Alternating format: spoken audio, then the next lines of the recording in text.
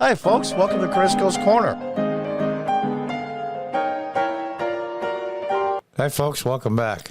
Usually I'm a little more cordial and congenial at the beginning of my videos. This one, not so much. This is a short video. Dan Bongino, a former Secret Service agent, and you all know Dan from working on Fox as well as his podcast, tells it like it is. And before we get to that, I'm going to tell you what I think is going to happen. Now they're after, the day after they raided Mar-a-Lago, the FBI, the field office in Florida. I'm not so sure if it came from Washington, but I don't think it matters at this point. They seized a Republican Congress member's cell phone right in front of his family. Wanted a lawyer? Nope, nothing.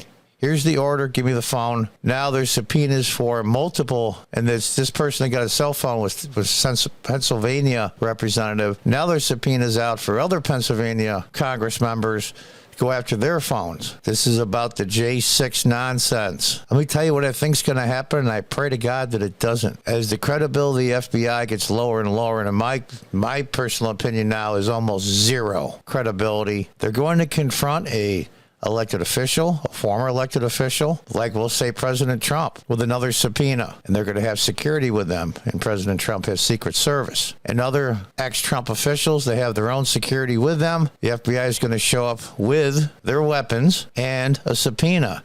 And the guy's going to say, no, I don't recognize your authority anymore. You've lost credibility. And then the weapons come out. Security for the people that are getting the subpoena, the people that are getting court orders to seize their property, i.e. digital videos, phones, cell phones, anything. And when you have that much emotion running and you have all those weapons drawn, or at least on their person, always something bad happens. And I pray that doesn't. But this is the road we're heading down. They're trying to get together a case for an October surprise that just before the end of October, they're going to go after Republican Congress members, ones they can't beat in polls and elections, and try to get them out that way. Maybe some Republicans that are in swing districts. Who knows? Something bad is going to happen. Now let's listen to what Dan Bongino said. Fair warning. He used the BS word, so those of you who don't like that, turn down the sound at the beginning.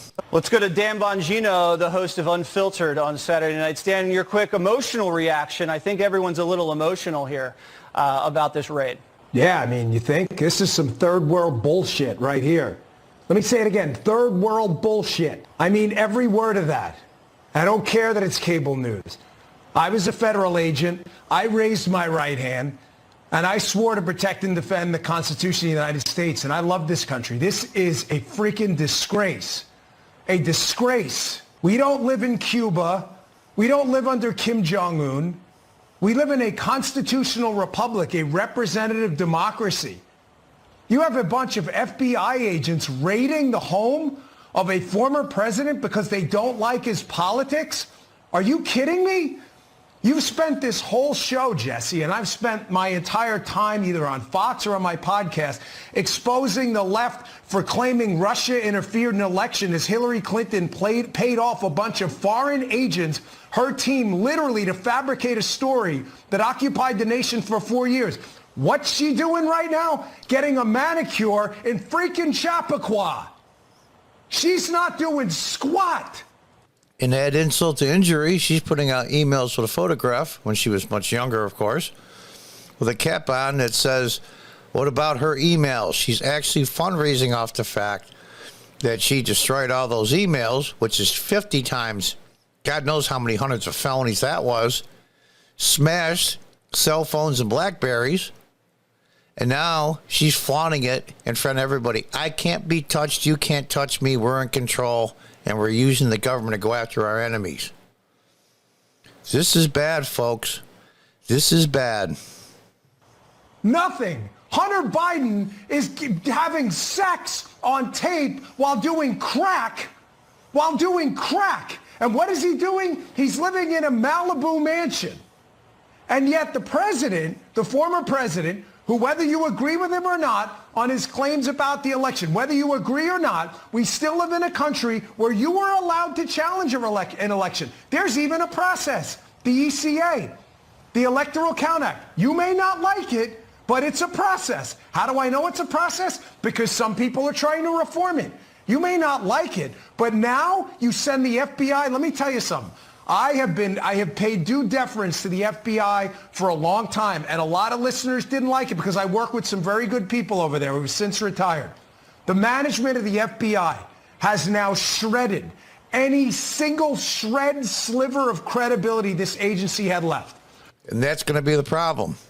When the FBI confronts more and more and more people, who's going to step up with security, local police protection for Congress members, even Capitol Police, which they probably won't, or the individual Congress member who's armed? I don't recognize your authority anymore. It's going to turn out bad. And we're going to see how this goes. But I can almost guarantee, and I pray that it doesn't, nobody will take them seriously from this point on. It is over. You've heard the examples. Stone, Manafort, Cohen, over and over. Are they good guys? Are they bad guys? I don't know. I don't care. I don't know them. All I'm telling you is you cannot tell me we still live in a constitutional republic and not the freaking third world when you have Hillary Clinton paying foreign agents to interfere with an election, people lying under oath repeatedly, Hunter Biden doing crack on tape. And what happens? Where are the federal agents? They're not in Malibu. They're not in Chappaqua. They're in Mar-a-Lago. This is some third world garbage that happened tonight. And I'm telling you, the FBI management, here's the solution. Last thing. We have now got to win in 2022. You have no choice now, folks. Oh, we don't like the swampy Republicans. I don't like them either. Republicans may not be the solution to your problems, but Democrats are certainly the cause of all your problems right now. If there was ever a clarion call to remove your ass from the seat and go vote in 2022, this is it. That's it. He's right. We've been put, I won't say in a no-win situation, but in a tough spot. Many of us, me included, are not big fans of the old school rhinos and the uniparty people that go along to get along. As long as you don't call me a racist, I'll do what you want.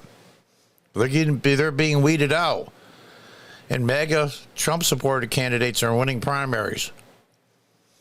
This is just going to be a disaster. A disaster. What are they going to start doing? Indictments on people running for Congress? 2 weeks, 3 weeks, and October surprises before the election, have a whole slew of them. All Republicans, I have no doubt. This is bad, folks. This is bad. This is the Republic teetering on the edge. They have to win. When I say they, I mean Republicans have to win by such huge, overwhelming margins that it just makes all of this mute. But we're going to have to see. There's huge forces at work here. Is it the FBI in total? No. But there's enough rogue offices. Obviously, there's one in Florida. And the judge, by the way, that signed this warrant for Mar-a-Lago was a federal prosecutor going after Jeff, Epstein, who quit being a prosecutor and went on his defense team after that. Isn't that interesting? Have you ever even heard of that before? Gave thousands and thousands of dollars, this judge, to Obama. They're panicking because they're losing. And they're using the power of the Department of Justice and the FBI to go after their political enemies. Dan is right. This is third world country BS. We need to stop it. Something's going to explode, and people are going to get hurt. I pray that it doesn't happen, but it looks like that's the way it's going. I live in upstate New York. If everything starts to unravel, I'm in Tennessee in a heartbeat. Let's pray for our country, folks. God bless America. Until next time, goodbye and good luck.